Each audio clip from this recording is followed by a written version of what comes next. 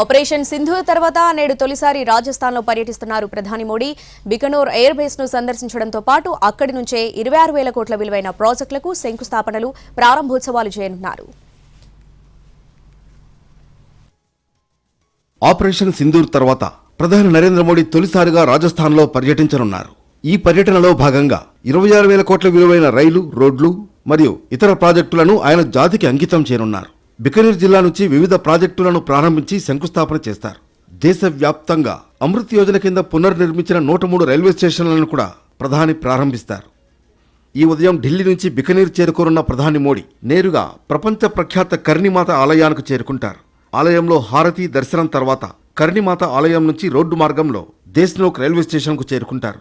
అక్కడ ప్రధానమంత్రి అమృత్ భారత్ స్టేషన్ పథకం కింద పునరాభివృద్ధి చేయబడిన దేశ్నోక్ స్టేషన్ను ప్రారంభిస్తారు. మరియు బికనీర్ ముంబై ఎక్స్ప్రెస్ రైలును కూడా జెండా ఊపి ప్రారంభిస్తారు. ఆ తర్వాత పలానా చేరుకుని అక్కడి బహిరంగ సభలో ప్రసంగిస్తారు.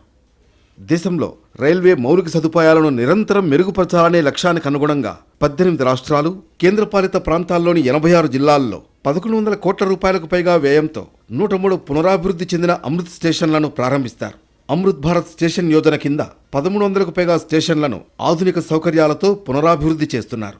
ఇవి ప్రాంతీయ నిర్మాణాన్ని ప్రతిబింబించేలా, ప్రయాణికుల సౌకర్యాలను పెంచేలా రూపొందించబడ్డాయి.